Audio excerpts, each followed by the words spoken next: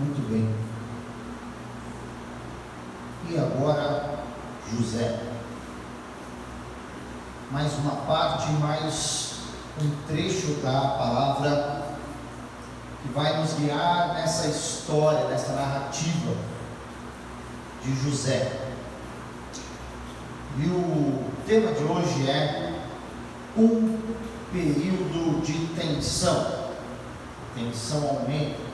O drama vai aumentar a partir de agora. E essa é a primeira parte.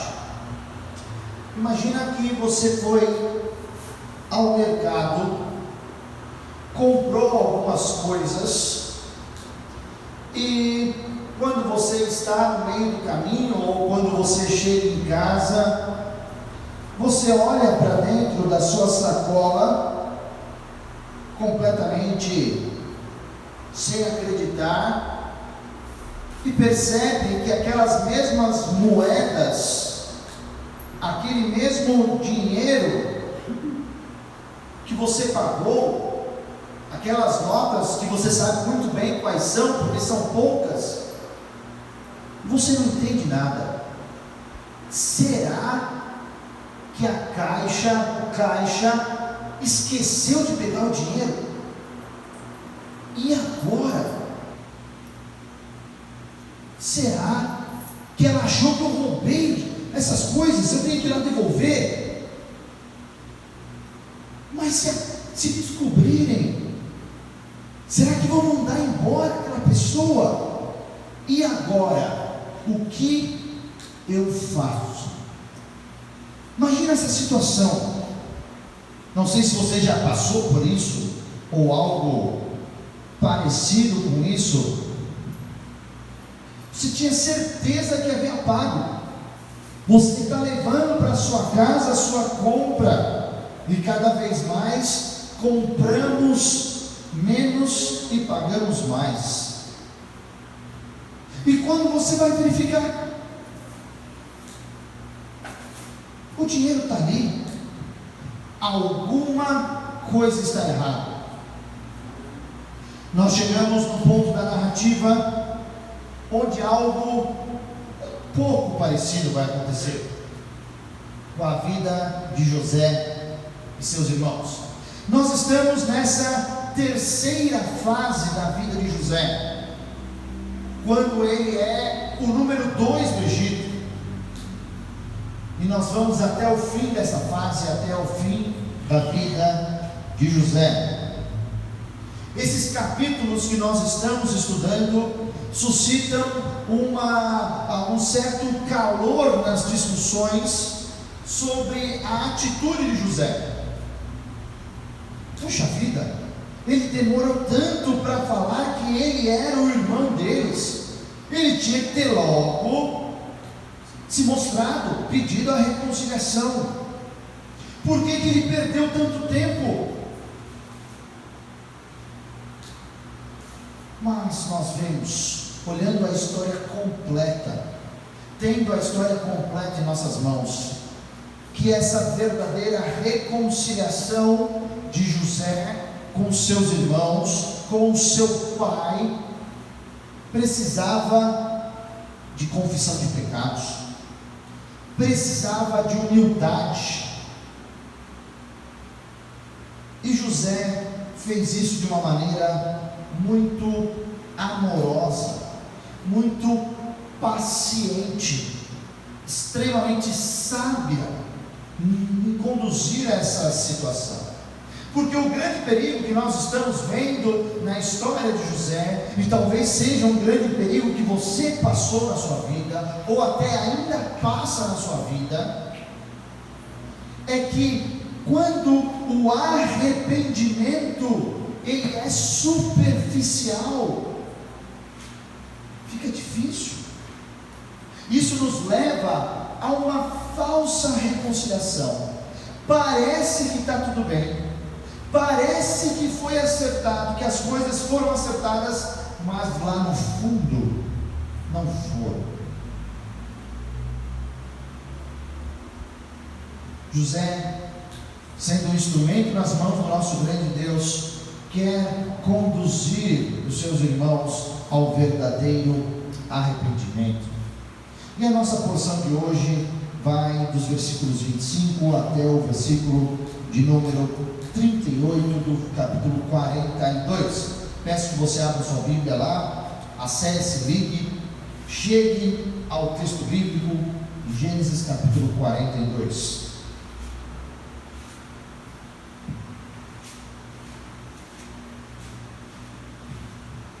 Nós vamos ler esses últimos versículos desse capítulo, onde é o trecho, a porção da palavra de Deus para nós nesse domingo. Gênesis 42, do versículo 25 até o versículo de número 38, diz assim a palavra de Deus: Em seguida, José deu ordem para que enchessem de trigo suas bagagens, devolvessem a prata de cada um deles, colocando-as nas bagagens, e lhes dessem mantimentos para a viagem. E assim foi feito. Eles puseram a carga de trigo sobre os seus jumentos e partiram. No lugar onde pararam para pernoitar, um deles abriu a bagagem para pegar forragem para o seu jumento e viu a prata na boca da bagagem. E disse aos seus irmãos: Devolveram a minha prata, está aqui em minha bagagem. Tomados de pavor em seu coração e tremendo, disseram uns aos outros: Que é isto que Deus fez conosco? Ao chegarem à casa de seu pai Jacó, na terra de Canaã, relataram-lhe tudo o que lhes acontecera, dizendo: O homem que governa aquele país falou asperamente conosco e nos tratou como espiões, mas nós lhe asseguramos que somos homens honestos e não espiões. Dissemos também que éramos 12 irmãos, filhos do mesmo pai, e que um já havia morrido, e que o caçula estava com o nosso pai em Canaã. Então o homem que governa aquele país nos disse: Vejamos se vocês são honestos. Um dos seus irmãos ficará aqui comigo, e os outros poderão voltar e levar mantimentos para matar a fome das suas famílias. Tragam-me, porém, o seu irmão caçula, para que eu comprove que vocês não são espiões, mas sim homens honestos.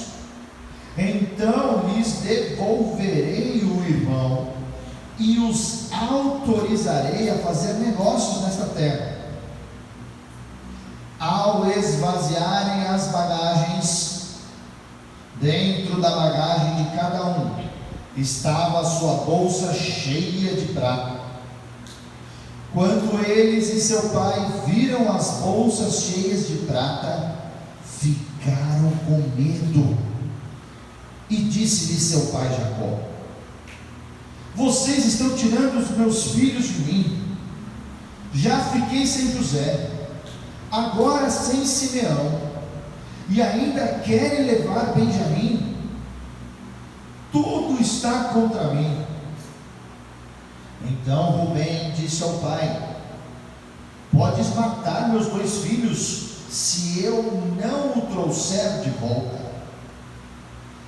Deixa-o aos meus cuidados, e eu o trarei.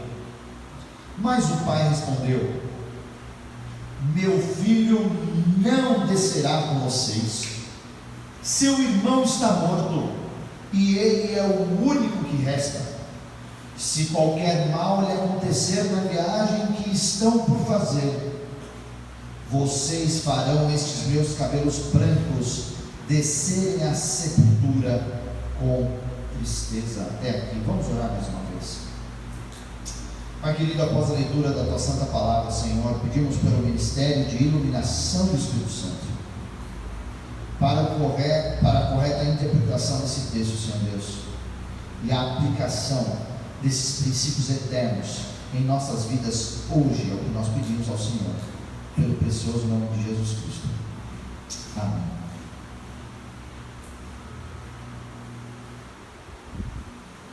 Os irmãos, os 9, estavam se preparando para partir. Estavam com os seus sacos cheios. Encheram os seus sacos cheios de cereal, um após outro.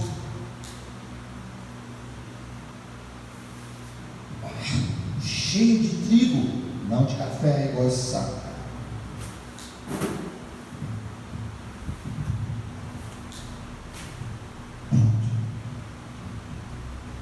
E José, mais uma vez, mostra uma grande generosidade, porque além de encher, de fazer aquilo que eles foram ao Egito, ele lhes dá suprimentos, mantimentos para a viagem. Não sei se você já passou por isso. Vai fazer uma viagem, vai ficar um dia fora, chega, normalmente é a nossa mãe querida, né? Filho, preparei esse lanchinho para a sua viagem. Ai, que delícia! Tem outro sabor, não é verdade, gente? Tem aquele sabor assim, você come com gosto, você sabe que aquilo foi preparado com extremo carinho para você. Mas o governador do Egito, falando que eles eram espiões, dando lanchinho para a viagem, tem alguma coisa estranha. O coração generoso de José está por trás de tudo isso, claro, mas eles ainda não sabem que é José. Imagine a dificuldade que foi para aqueles 9 irmãos deixarem Simeão preso no Egito. E agora, o que vão fazer? Tem que levar todos esses grãos de volta para as nossas famílias, senão elas vão morrer de fome lá. Parecia que tudo estava ficando bem, que aquela aprovação, prende os 10, libera 9, deixa um preso, que eles acabaram de passar, estava indo embora. Parecia que esse tempo de provação tinha acabado, mas eles não sabiam que certas tensões apenas haviam começado, que certas tensões, onde eles lidariam com o profundo do ser deles, onde eles lidariam com o íntimo deles, tinha chegado o tempo. Então nós vamos ver 4 reações, 2 hoje, 2 semana que vem. Interessante que é uma reação dos irmãos e uma reação do pai, Jacó. Então hoje nós vamos ver as 2 primeiras reações. A primeira reação é o que nós lemos aí do versículo 25 até o versículo de número 35, é esse pavor. Versículo 28 diz o seguinte: tomados de pavor em seu coração e tremendo. Você já se sentiu assim? Já teve alguma situação que você estava apavorado, que você não sabia como reagir, e isso foi para o teu corpo, e isso você começa a tremer? Ali, seguindo as ordens de José, o seu encarregado enche ali os sacos de trigo. Mas José pede para aquela prata, para aquele dinheiro, para aquelas moedas ser colocado no saco deles. Ele restitui o dinheiro, exatamente o dinheiro que custaria o saco de cada um, foi colocado dentro do saco deles, de trigo, de alimento, de vida, de sobrevida em meio à fome. Interessante que o mordomo, ou na verdade o Egito, o governo, recebeu esse dinheiro de algum jeito, porque no capítulo 43 nós vemos que o mordomo fala que ele recebeu o dinheiro. Creio que o mais provável é que o próprio José tenha pago ao Egito pelos grãos dos seus irmãos, pelos grãos que iam alimentar o seu pai, pelos grãos que iam alimentar o seu irmão Benjamim querido, o único irmão de mãe e de pai.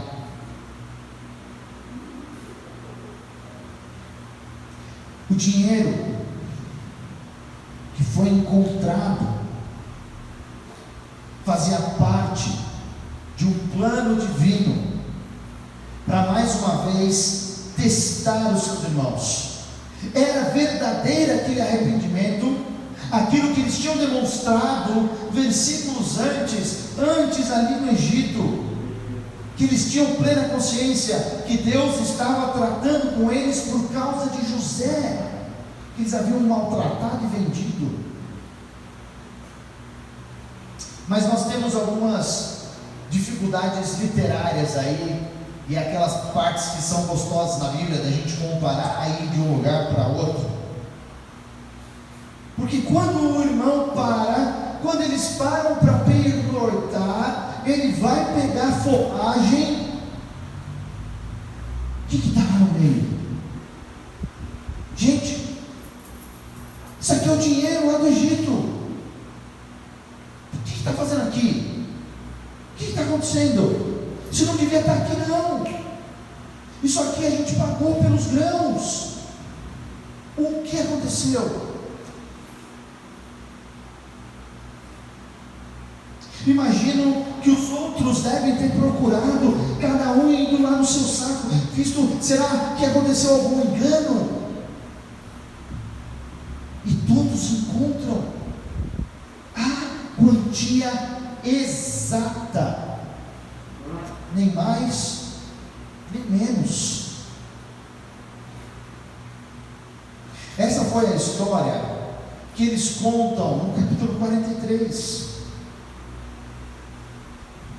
Mas algo que me chama a atenção, porque no versículo 35 eles demonstram tanta surpresa quando viram o saco inteiro de grãos lá na frente do seu pai, lá em Canaã, na frente de Jacó. Se eles tinham procurado, se eles tinham achado, porque na hora que aconteceu, eles queriam alguma coisa a ver com o pai? Será que eles queriam ficar com um pedaço do dinheiro? Não dá para entender.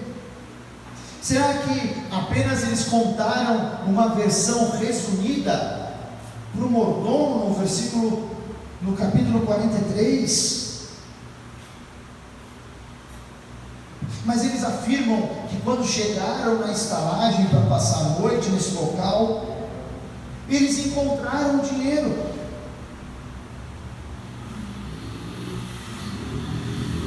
Por que eles tinham que mentir? Ou por que uma possibilidade de haver mentira nesse caso, entre dois relatos bíblicos?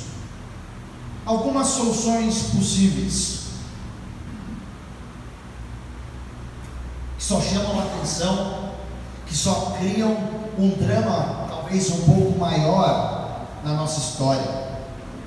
Uma das possibilidades é a seguinte: talvez o mordomo, o encarregado de José, tenha colocado parte do dinheiro por cima e parte do dinheiro por baixo.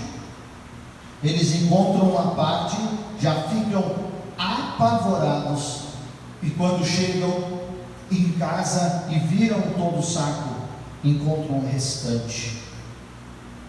Quando eles esvaziam os sacos, eles encontram o restante no meio do trigo. Capítulo 43, versículo 21 fala que cada um de nós encontrou a sua prata.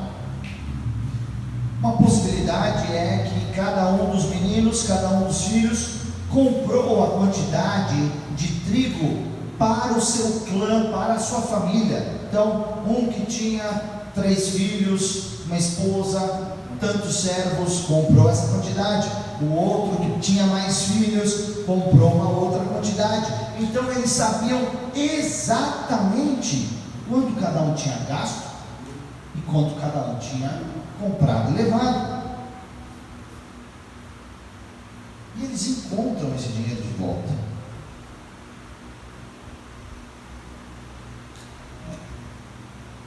Pelo versículo 35, me leva a pensar que essa surpresa, ela é verdadeira, quando eles reencontram, quando eles esvaziam o saco na presença ali de Jacó, seu pai.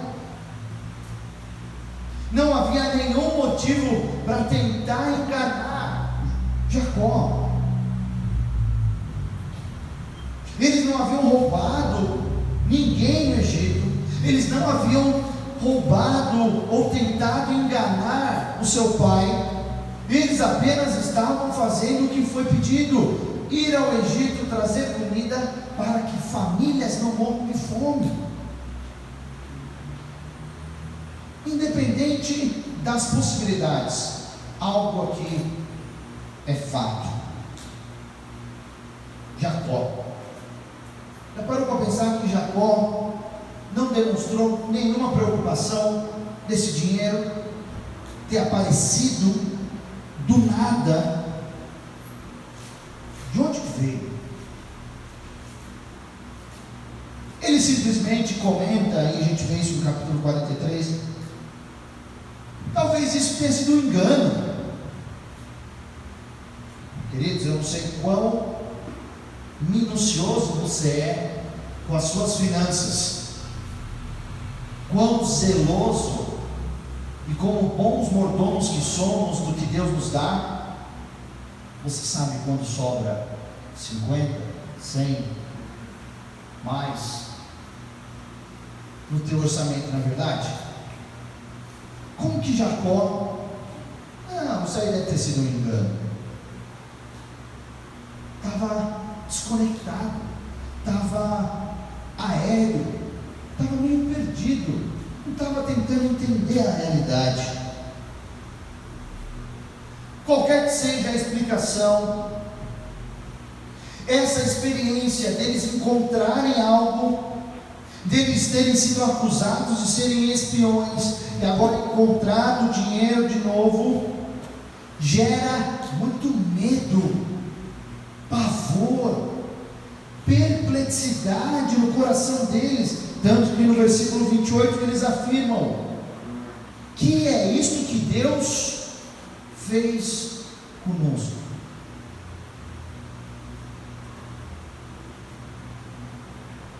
Basicamente eles estavam falando assim: Senhor, o Senhor sabe que nós fomos lá para negociar grãos e foi o que fizemos, nós não roubamos de ninguém. O que está acontecendo aqui? Eu não entendo o que está acontecendo, eu não entendo essa situação que está acontecendo, me ajuda, eu preciso entender o que está acontecendo na minha vida agora. Eles sabiam que eram inocentes, pelo menos dessa vez eles sabiam, não é verdade? Com José lá atrás, nem tanto. Será que se eles voltassem, os egípcios iriam comprar essa história? Iriam entender? Foram acusados diversas vezes de serem espiões, e agora levam um produto e parece que não pagou. O nome disso é calote, cheque que volta, cheque sem fundo, situações constrangedoras.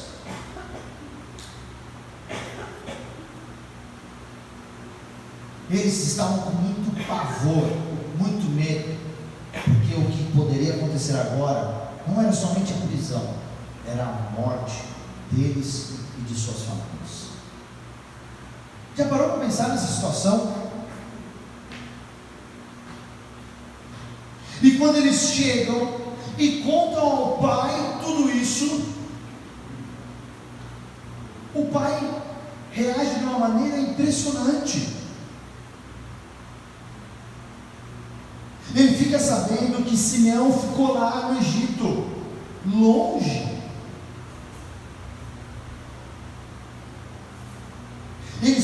O pai fica sabendo que para rever, para ter de novo o Simeão, teria que levar Benjamim,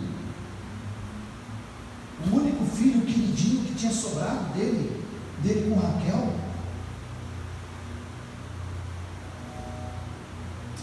Essa situação deveria ter levado Jacó e também os seus filhos, os irmãos de José, a sondar o coração. Senhor, o que está acontecendo? Tem alguma coisa no meu coração que está impedindo de ouvir a voz de Deus? Devia levar eles a confessar os seus pecados antigos, 18, tantos anos depois. Mas não foi o que aconteceu. Teria sido um ótimo momento para buscar mais ao Senhor, para orar pedindo a orientação de Deus. Deus, o que eu faço? Estou vivendo uma situação que eu não estou entendendo. Me ajuda, me orienta. Mas não foi isso que foi feito. Pavor, medo. A segunda reação a essa história, nós temos nos versículos de número 36 a 38. Se a primeira reação de pavor era dos irmãos de José, essa segunda reação de hoje, de desespero, é a reação de um pai, Jacó. Toda essa história, desde a história de Simeão ficar preso, desde a história de Benjamim ter que ir ao Egito para eles terem mais grãos, desde a história do dinheiro estar lá de volta e eles não saberem como, nem onde, nem porquê, foi demais para Jacó. Por isso que ele fala no versículo 36: vocês estão tirando meus filhos de mim. Vocês querem que todos os meus filhos morram? O que está acontecendo? Eu não estou entendendo o que está passando ao meu redor.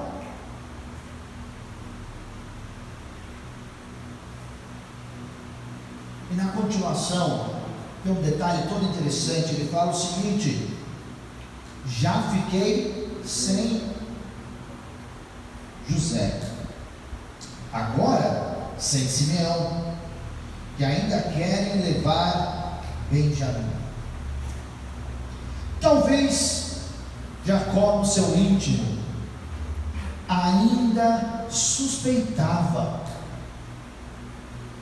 que os seus filhos estavam por trás daquele desaparecimento, daquela túnica reconhecida por ele com o sangue de um animal que eles mataram. É a túnica de José. O que aconteceu com ele? Não sei, pai, a gente só encontrou essa túnica aí. Ele ainda tinha isso, essa suspeita. Por isso que ele fala: tudo está contra mim. Será que eu vou ter que perder todos os meus filhos?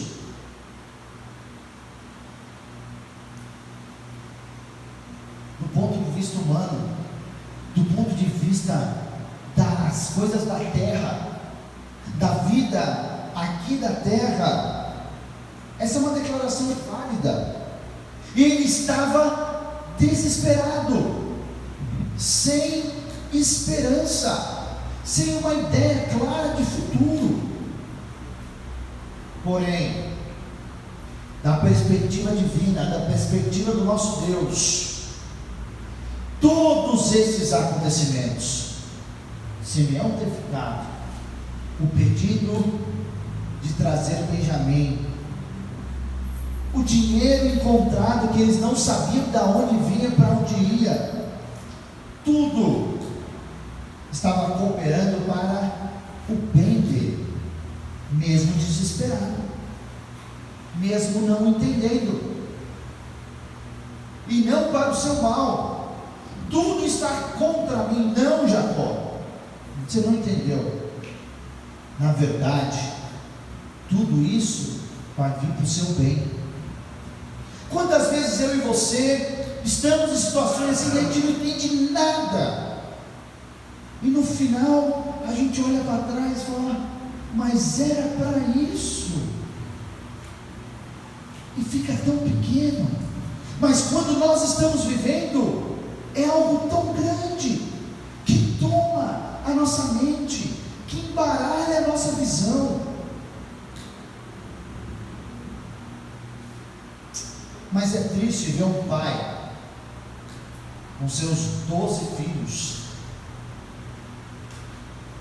novamente expressar que ele tem filhos prediletos, que são os filhos de Raquel, o seu amor por José, o seu amor por Benjamim, algo que deve ter machucado bastante o coração dos outros irmãos. Eles sabiam. Pai, está pensando só em Benjamim? E nós que fomos lá, trouxemos esses sacos, fomos presos lá no Egito pelo governador do Egito, a gente não vale nada para o Senhor? Se estão tirando todos os meus filhos, pai, a gente foi e voltou, está cheio de grão aí para a gente sobreviver.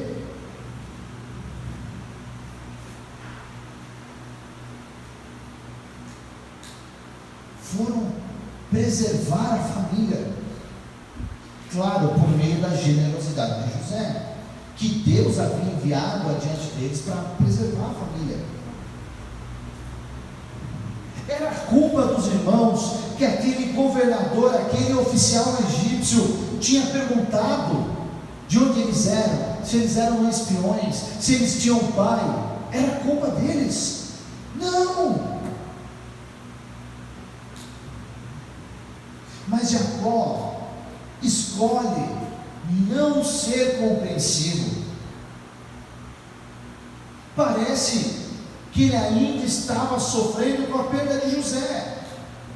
Gente, pelo menos de 15 a 20 anos haviam se passado, e ele ainda estava lamentando a perda do seu filho especial, do seu filho que ele havia escolhido para ser o seu representante, e para todo mundo saber que ele era o representante com uma roupa especial.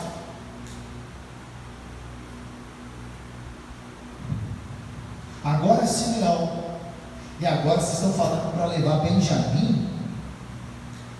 Vocês estão de brincadeira.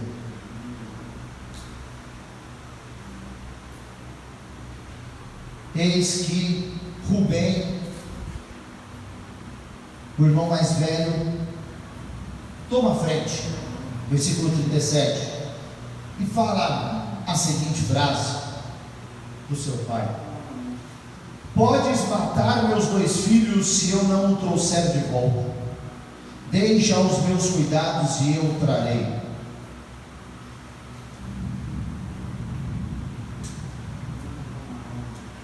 Que sugestão mais absurda, não é verdade?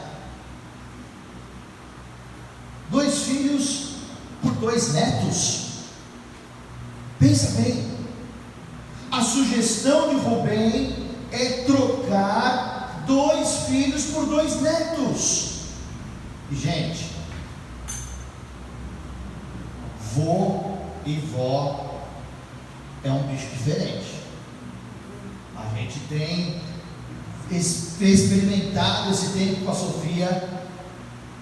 Pai e mãe está ali no dia a dia, tem os momentos gostosos, os momentos de desafio, de educação, mas quando vem o voiavó, gente, é brincadeira, é só farra, é só alegria, tudo aquilo que estava sendo ensinado parece que desaprende. Não sei por vocês, mas por aí eu vejo muito disso.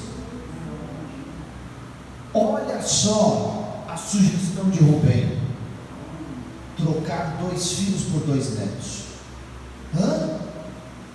Será que isso é válido?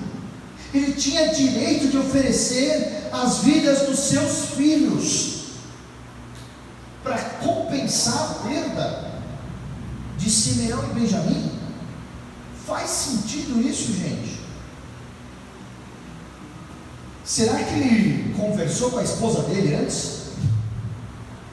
Olha, eu vou oferecer nossos 2 filhos para ficar no lugar de Simeão e Benjamim. Que conversa mais doida, que loucura! Aliás, o que a morte de 2 meninos inocentes iria reparar a perda de 2 filhos para Jacó?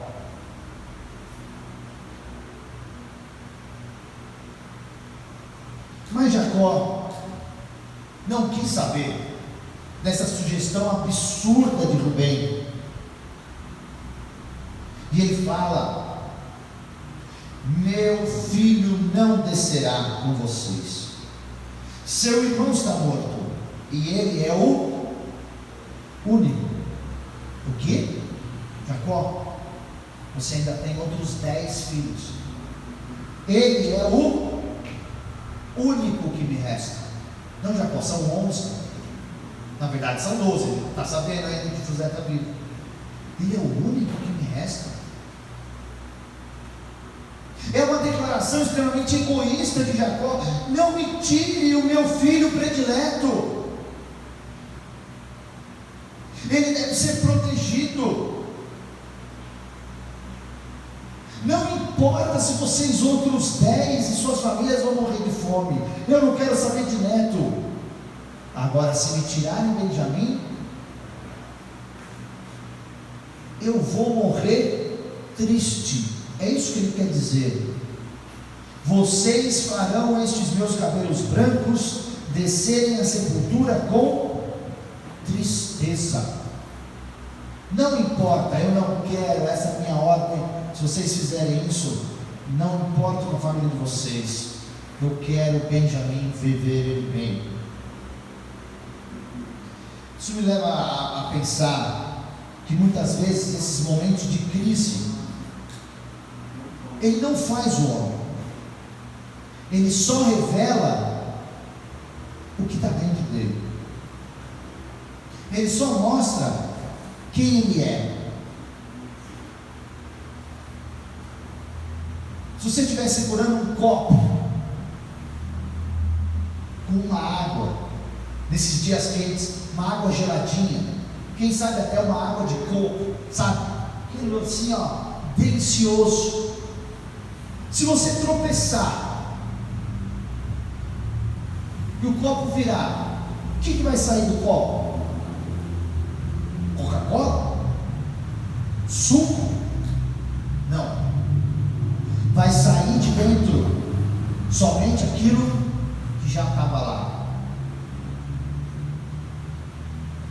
A crise não vai fazer, a crise só vai mostrar como a gente reage nesses momentos de tensão, de prova.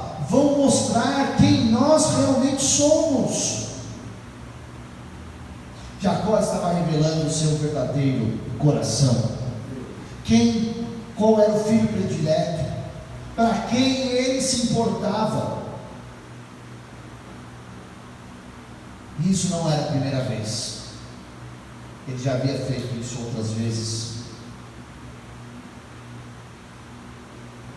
Pavor, desespero, não sei o que fazer, situações tensas que provocaram reações nos irmãos de José, reações em Jacó, seu pai.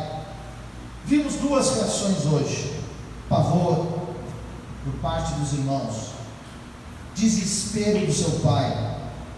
Semana que vem nós vamos continuar a ver mais outras duas reações a essas situações. Algumas perguntas para a gente levar para a nossa semana. Será que assim como os irmãos, ao encontrarem algo que não estavam esperando, eu e você estamos sentindo medo, perplexidade nas situações onde Deus está te colocando hoje?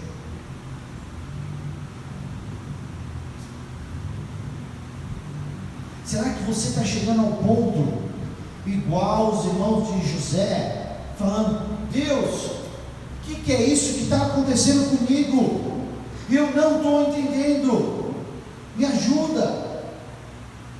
Será que é essa a situação que você está vivendo hoje? Segunda pergunta, assim como nós cantamos aqui hoje, você tem pedido para que o nosso Deus sonde o teu coração? Quando você pensar em sondar, lembra do médico, aquele aparelhinho que ele tem, que ele ausculta o nosso coração, não é verdade? Ele bota assim, pede para você repetir, vai vendo o teu coração, o teu pulmão, vendo se você está bem por dentro. É isso que você tem pedido ao nosso Deus, para Ele sondar o teu coração, para você confessar o teu pecado, ver se tem alguma coisa errada. Salmo 139, versículos 23 e 24 diz o seguinte: sonda-me, ó Deus, conhece o meu coração, prova-me e conhece as minhas inquietações. O que ele tem te inquietado? Vê se em minha conduta algo te ofende. Será que temos feito algo que tenha ofendido ao Senhor? Então, dirige-me pelo caminho eterno. Confissão. Confissão. Você tem pedido isso ao nosso Deus?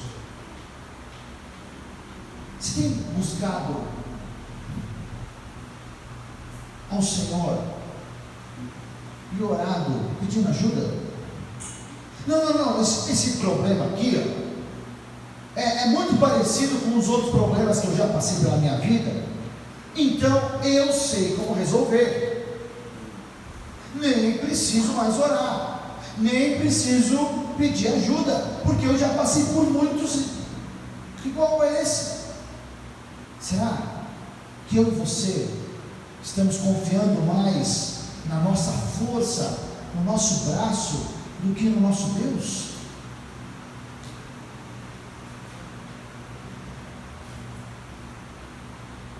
Para você refletir, como que você reage nos momentos de tensão?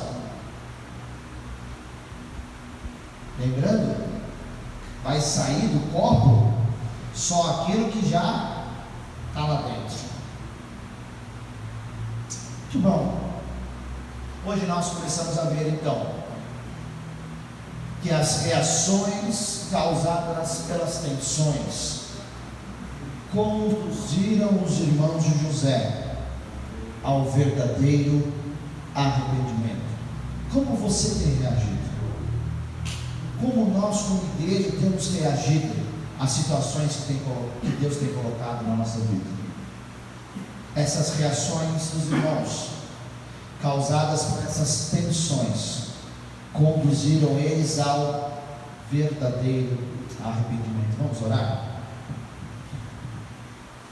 Pai querido, muito obrigado, Senhor, pela tua palavra. Senhor, nos ensina a cada dia a pedir a tua ajuda, a depender do Senhor, a orar igual o salmista orou, para que o Senhor nos sonde, procure no profundo do nosso ser se tem alguma coisa que nós precisamos melhorar. Senhor, ajude cada um dos meus irmãos aqui a viver a vida cristã de uma maneira digna, de uma maneira que te agrade. É o que nós oramos no nome de Jesus. Amém.